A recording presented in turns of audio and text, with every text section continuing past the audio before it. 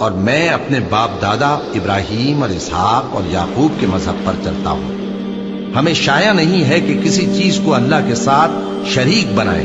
یہ اللہ کا فضل ہے ہم پر بھی اور لوگوں پر بھی، لیکن اکثر لوگ شکر نہیں کرتے۔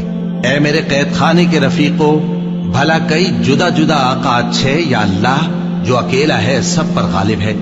جن چیزوں کی تم اللہ کے سوا پرستش کرتے ہو وہ صرف نام ہی نام ہے جو تم نے اور تمہارے باپ دادا نے رکھ لیے ہیں۔ اللہ نے ان کی کوئی سند نازل نہیں کی۔ سن رکھو کہ اللہ کے سوا کسی کی حکومت نہیں ہے۔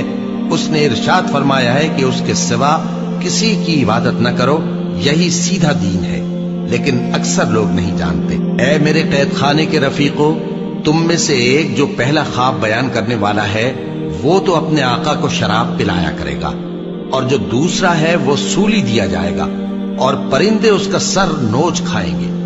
جو بات تم مجھ سے پوچھتے تھے وہ فیصل ہو چکی ہے، اور ان دونوں میں سے جس کی نسبت یوسف نے خیال کیا کہ وہ رہائی پا جائے گا، اس سے کہا کہ اپنے آقا سے میرا ذکر بھی کر دینا۔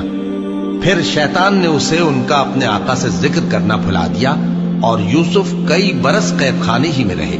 اور بادشاہ نے کہا کہ میں نے خواب دیکھا ہے، دیکھتا کیا ہوں کہ 7 موٹی گائیں ہیں جن کو 7 دبلی گائیں کھا رہی ہیں، اور 7 خوشے سبز ہیں اور 7 خشک۔ اے درباریو، اگر تم خوابوں کی تعبیر دے سکتے ہو تو مجھے میرے خواب کی تعبیر بتاؤ۔ انہوں نے کہا، یہ خواب تو پریشان خیالی سے ہیں، اور ہمیں ایسے خوابوں کی تعبیر نہیں آتی۔ اور وہ شخص جو دونوں قیدیوں میں سے رہائی پا گیا تھا اور جسے مدت کے بعد وہ بات یاد آ گئی، بول اٹھا کہ میں آپ کو اس کی تعبیر لا بتاتا ہوں، مجھے قید خانے جانے کی اجازت دیجیے۔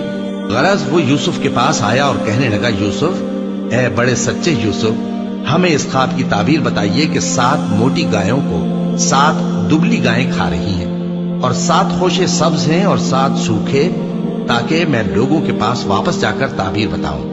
عجب نہیں کہ وہ تمہاری قدر جانے۔ انہوں نے کہا کہ تم لوگ 7 سال متواتر کھیتی کرتے رہو گے، تو جو غلہ کاٹو تو تھوڑے سے غلے کے سوا جو کھانے میں آئے باقی کو خوشوں میں ہی رہنے دینا۔ پھر اس کے بعد خشک سالی کے 7 سخت سال آئیں گے کہ جو غلہ تم نے جمع کر رکھا ہوگا وہ سب کو کھا جائیں گے، صرف وہی تھوڑا سا رہ جائے گا جو تم احتیاط سے رکھ چھوڑو گے۔ پھر اس کے بعد ایک ایسا سال آئے گا کہ خوب مے برسے گا اور لوگ اس میں رس نچوڑیں گے۔ اور یہ تعبیر سن کر بادشاہ نے حکم دیا کہ یوسف کو میرے پاس لے آؤ۔ سو جب قاصد ان کے پاس گیا تو انہوں نے کہا کہ اپنے آقا کے پاس واپس جاؤ اور اس سے پوچھو کہ ان عورتوں کا کیا حال ہے جنہوں نے اپنے ہاتھ کاٹ لیے تھے، بے شک میرا پروردگار ان کے فریب سے خوب واقف ہے۔ بادشاہ نے عورتوں سے پوچھا کہ تمہارا کیا قصہ تھا جب تم نے یوسف کو اپنی طرف مائل کرنا چاہا؟ سب بول اٹھیں کہ اللہ پاک ہے، ہم نے اس میں کوئی برائی معلوم نہیں کی۔ عزیز کی بیوی نے کہا، اب سچی بات تو ظاہر ہو ہی گئی ہے، اصل یہ ہے کہ میں نے اس کو اپنی طرف مائل کرنا چاہا تھا اور وہ بے شک سچا ہے۔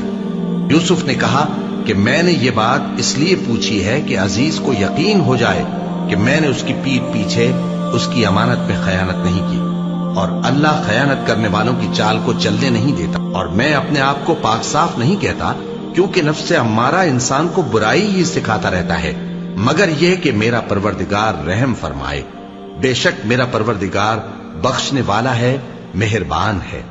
اور بادشاہ نے حکم دیا کہ اسے میرے پاس لاؤ، میں اسے اپنا مصاحب خاص بناؤں گا۔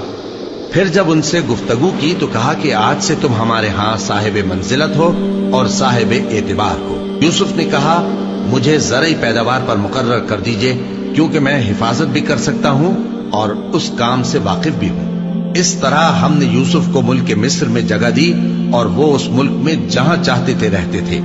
ہم اپنی رحمت جس پر چاہتے ہیں کرتے ہیں اور نیکوکاروں کے اجر کو ضائع نہیں کرتے، اور جو لوگ ایمان لائے اور ڈرتے رہے ان کے لیے آخرت کا اجر بہت بہتر ہے۔